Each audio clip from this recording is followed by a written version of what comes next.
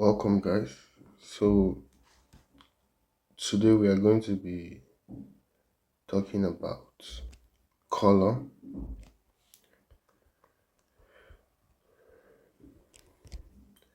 and we're going to be looking at properties, talk about complementary colors, warm and cool colors, also cold colors, and we are going to see some things we need to consider as actives when it comes to color and how to play with the whole thing when creating our image. So colors come with these emotions, and we can't help ourselves because the viewer, our audience, already have this meaning and emotion attached to different colors. So it's up to us to know how to um, use this color, manipulate this color. I like to use the word manipulate this color, manipulate to tell our story. Always remember, it's more about the story. This is the main focus in everything we are doing, and our art is to exaggerate toward the story, to push toward the story. Then there are some colors that come with universal meaning.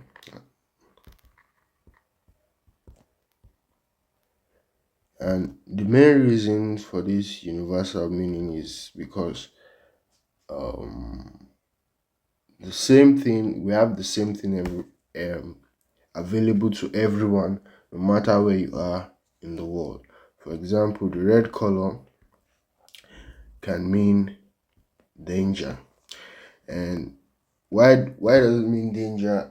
Everywhere, every culture, it kind of have the same um, meaning and push towards the same idea, because blood is red, and in animals, in humans, we have blood. Humans and animals, according to science, we have blood in us, and anything that has to do with blood, is a little bit kind of negative. So that is where you get that universal meaning of its meaning danger.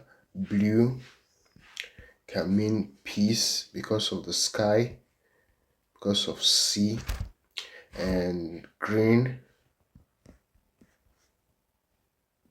can mean growth, um, can mean food, because of grass, crops, tree, trees. So all these things create that universal meaning, but we want to must understand color come it invokes different feeling. It affects the audiences in different ways. So we must take note of this thing, and our jobs as artists is to use color to tell our story. It can be emotion, playing with emotion, um, trying to tell something in a sincere way, in a sincere manner, and using color the right way. So now quickly let's look at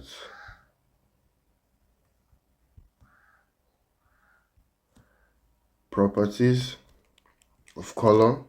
So first we have value, and value is just the lightness or darkness of a given color.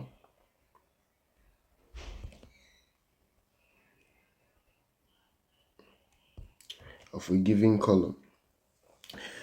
And if you look at this color wheel, let me get HSB. This is just saturation, brightness, hue, saturation, and brightness. And brightness can fall under value because it's just the lightness and darkness of a given color. You can see it. Every color can be in its strongest form, or can in the lightest form rather, and can be in its darkest form. So that is what value is. Then we have hue. We say hue, a hue is color in its pure form. It's color in its purest form. I like to say hue is value at 100 and saturation at 100%. It's like an easy way to explain it to someone who don't understand, but most people say it's color in its purest form without value or saturation. So I like to say it's both of them at 100% fully loaded, where there is no much effect from them. Then lastly we have saturation. And saturation is the intensity of a given color. For example, this is saturation now. Let's say we have this green color. Now this color at this point 100, you are seeing the color in its full strength. But at this point 0 is the same green. Understand? It's the same green color, but it's not intensified. It's not that strong. It's not coming out in all its glory. It's limited. So an example I can give you, let's quickly make a diagram here. Let's say this is the green color,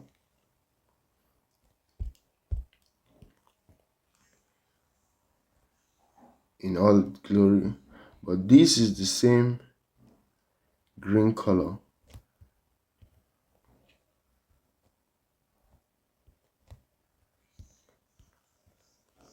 this is it in all its glory. This is the same green color, and even at this point it's the same color, but the intensity changes.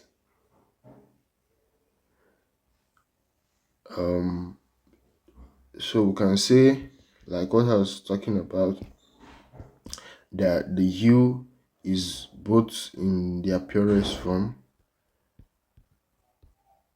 You can see it here, but though so now with hue at 100 and value at 100, this is what you get. This is the same color. But one thing you should understand, this is where they both help to play significant roles, because these two colors are actually different. You can see they are definitely different. So hue helps to create this different variation, like light green, light blue, but it's still blue but light blue. But after a while you get to understand that with the aid or with the inclusion of value, we can create new strong colors, new hues, or let's just say new strong colors, so we don't confuse ourselves. For example, if I get this green color here,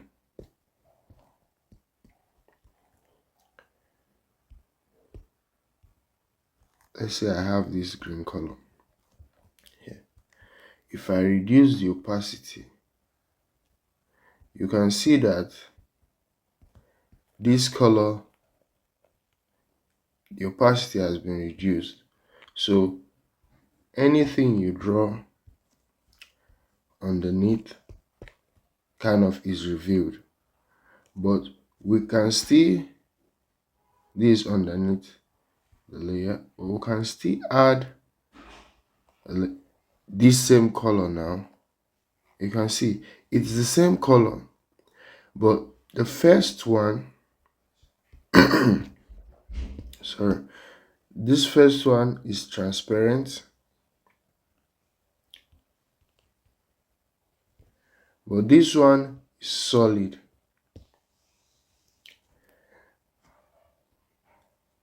This is in its full form, but this one is transparent, but they are exactly the same color. It's the same, is what I'm trying to make you understand when I say, because we have hue and saturation, we can get a solid, we can get a solid light green as a main color, because though the only reason we have the color is because of the effect value and saturation plays, but surely it becomes a standard color that can stand on its own. So take note of that.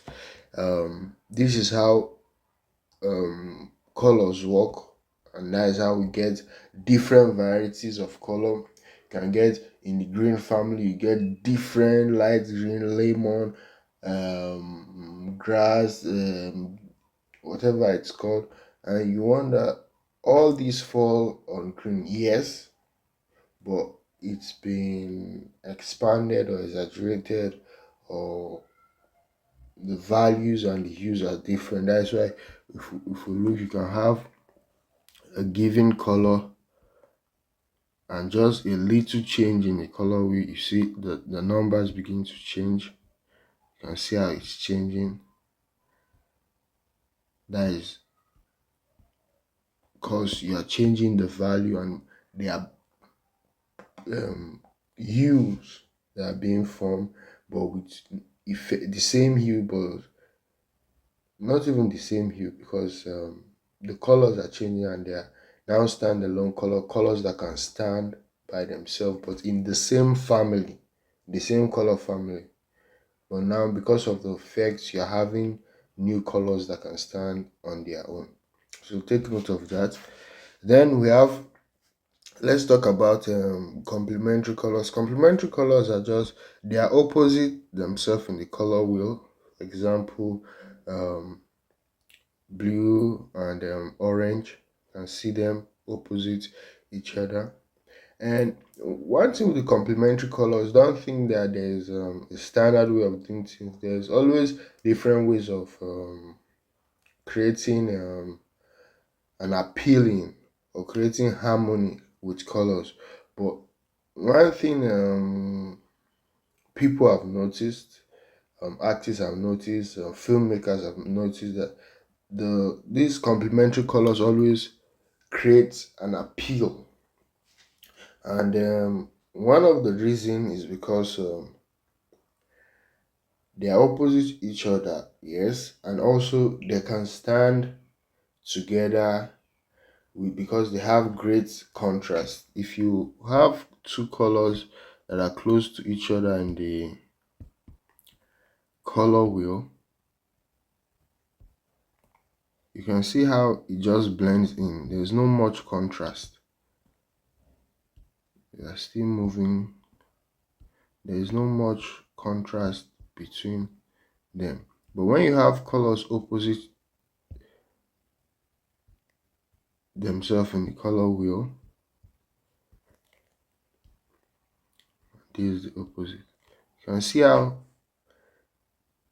the contrast is high. For example, let's look at this painting. So it's the same thing. You can see the orange and blue rocks. You can see how it creates a nice feel, and you can see the way the light is pushing on the form. This is an old painting I made, creating a nice visual appeal. It's the same thing we have here. Still, blue and orange. See the blue at this point, reflected light on the BL. Subtle, you don't need to make it too strong. We already know that they complement each other, they go nicely together. So it's then to use that idea to tell a story. And here you can see the main light is coming from this point and it's orange sweeping in, creating a nice visual appeal. So take note of that. Don't be now, one thing you should understand, there is no standard way of doing things, so don't limit yourself to a standard. Anytime you accept that there's a standard, it's like a limitation that you have to accept that everything is done in a certain way. So in a, when you are making your painting, you are thinking, oh, it needs to be in this standard, needs to be in this form. Wrong. There is no standard. We learn the rules to break the rules. So take note of that. You can always, there are other means of getting harmony in painting, and we'll talk about that in our next video. So then we have cold and warm colors, and you just have to divide the your color wheel into two. These are the cold or cool, and this the warm. If you look at the painting we talked about, you can see how this side of the painting is warm. You can see the light is a little bit high, the intensity is high, and you can look from this direction and see how cool, and even he's looking at that direction, it's very cool. You can see how it's really cool, but from this direction you can see how warm it feels, and you see how it creates this balance in the image. So take note of that. It's just how it works. Now there are still ways you can play with the colors to make these same colors look hot. So don't think it can't be done. Yes, it can be done.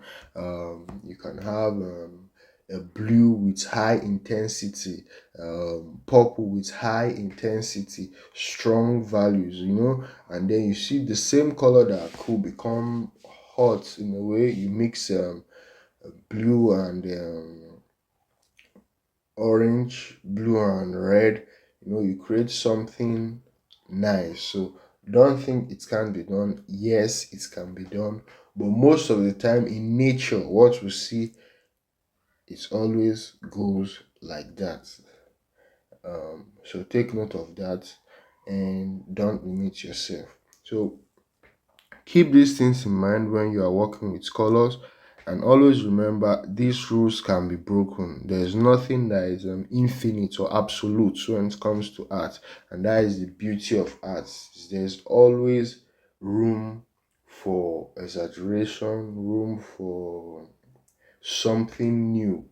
So take note of that. So I'll see you guys next time, and make sure you check out the next video.